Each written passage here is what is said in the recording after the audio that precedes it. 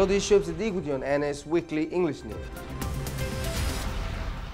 Thousands of Rohingya refugees in Malaysia came out in collaborations with the local community in order to protest and held demonstrations in front of the UN building to denounce the acts of violence committed against the Rohingya people in Arakan state of Myanmar.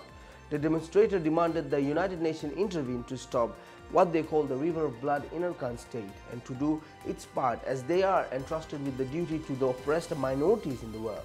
The Myanmar authorities have stepped up the face of violence since 3 weeks with arbitrary inspection campaigns against Rohingya homes with the pretext of searching for armed groups hiding inside their homes. They have committed massacres and crimes varied between arbitrary arrest, torture, rape of women and looting property and others. The government requested information more than 10 days ago from the Burma army about alleged misconduct by soldiers in Arakan state, but has not yet to receive a response according to Reuters report.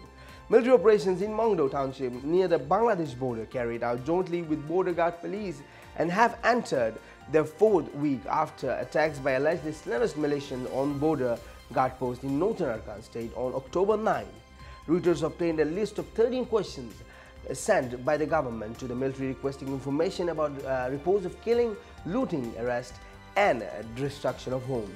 We submitted the list on October 20, but we still haven't heard back. The agency was told by a civilian official who refused to be identified because he was not allowed to discuss the previously unpublished list with the media.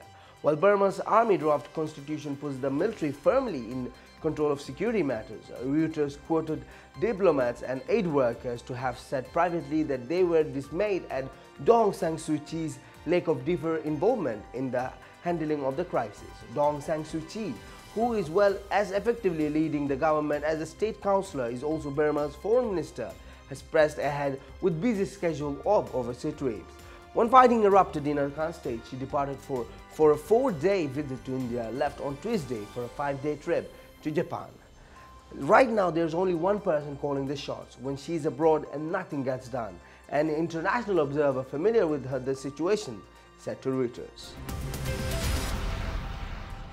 Director of United States Holocaust Memorial Museum, Madam Sarah Bloomfield, stressed that Myanmar has become the place where the risk of eruption of genocide or ethnic cleansing may happen in the world. Bloomfield said this in an interview with the newspaper Egyptian today. The museum observers visited Myanmar for documenting atrocities against religious minorities to make sure they were unequivocally committed by extremist Buddhists, which may consider crimes against humanity which occurred against the minority Muslim population there. Bloomfield noted that the Muslims in the world are threatened today because of the wave of hatred and propaganda aimed at all Muslims in the world. Bloomfield noted that the Muslims in the world are threatened today because of the wave of hatred and propaganda aimed at all Muslims in the world, noting that the museum monitoring witnessed growing and alarming number of hate speech against Muslims today. Myanmar army raided the village of Nikeng Dong in Butidong, northern Arakan state in western Myanmar at dawn and searched homes in an arbitrary manner and assaulted Rohingya people. Agency correspondent reported that the army troops raided homes in search of gunmen battle police on October 9. Also searched for the mobile phones with Rohingya and looking for the reporters those send news and pictures to outside world, adding that the army has beaten Rohingya men with rifle butts and injured around 140 Rohingya men when they denied the existence of any mobile phone with them or their knowledge of gunmen. Also denied they know any correspondent from media.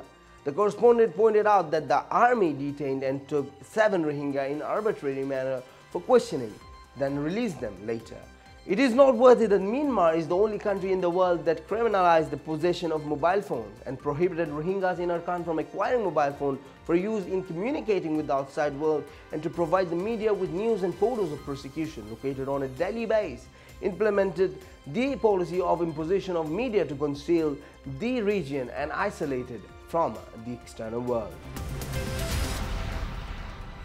Dozens of Muslim women have been raped by state security forces in northern Arakan state during allegedly counter-insurgency operations there. According to rights group citing credible sources, also military controls in the region, including shutting out international humanitarian organizations. Around 30 women are reported to have been raped by security forces in a single village on October 19, according to Chris Lewa, director of Arakan project, a Rohingya rights organization. Ms. Lewa said she had been also receiving additional reports of 5 girls aged between 16 and 18 being raped in another village on October 25 and 2 women at another location on October 20. On October 25, the Burma Human Rights Network released a statement saying it was extremely concerned over at least 10 alleged rape cases that have been documented by civilians in Mongdo Township since the military operations had begun there, including one woman who was 3 months pregnant and later suffered a miscarriage. The Burmese government is deliberately violating international law and committing crimes that is promised the world they could reform from, said Woo Cho-win of BHRN, referring to the declaration of commitment to end sexual violence in the conflict.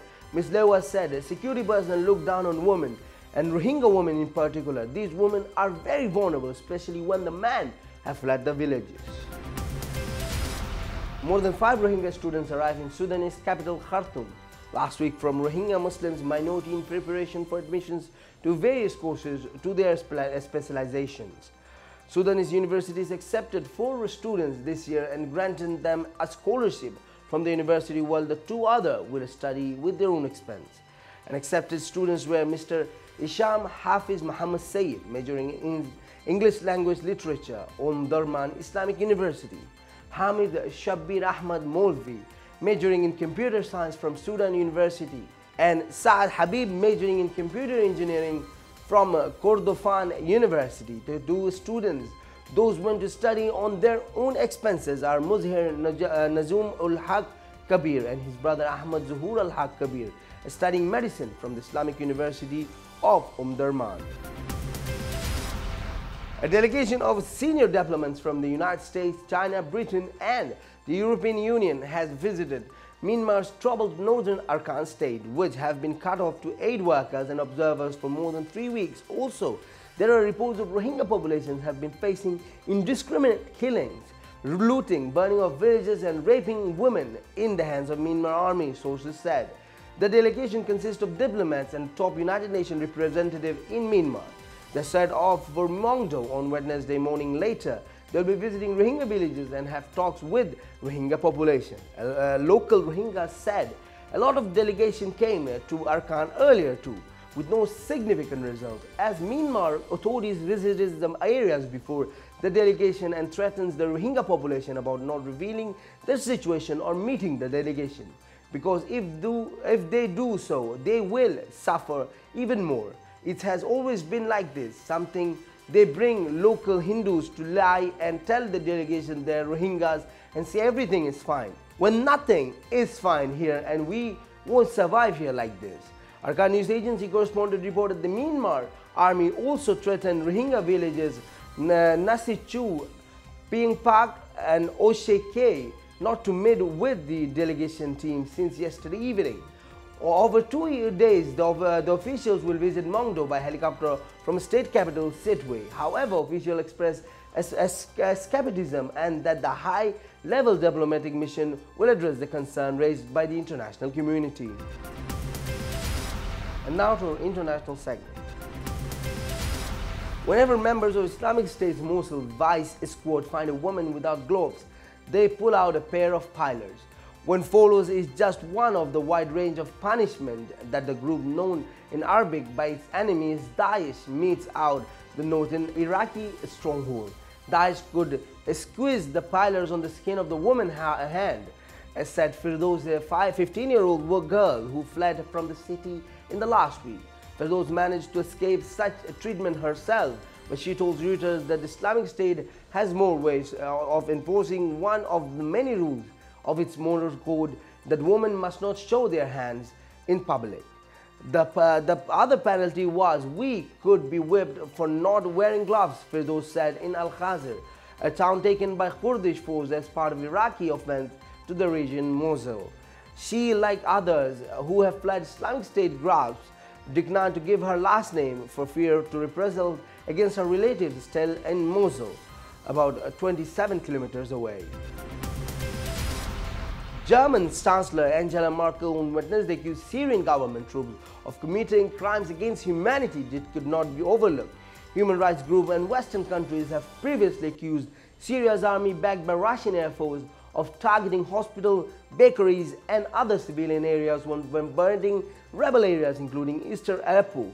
The use of barrel bombs and incendiary bombs and even chemical weapons is not being shied away from, Merkel said as she received the Seoul Peace Prize in Berlin. The civilian population is being starved, medical institutions are being attacked, doctors are dying, hospitals are being destroyed. She said, adding that not even United Nations aid convoys were safe from bombardment. These are serious crimes against humanity. We must not overlook that, Merkel said. On Tuesday, a UN human rights spokeswoman said all sides fighting over the Syrian city of Aleppo may be committing war crimes through indiscriminate attacks in civilian areas. Thank you for watching these ships. I hope to see you very soon with more news.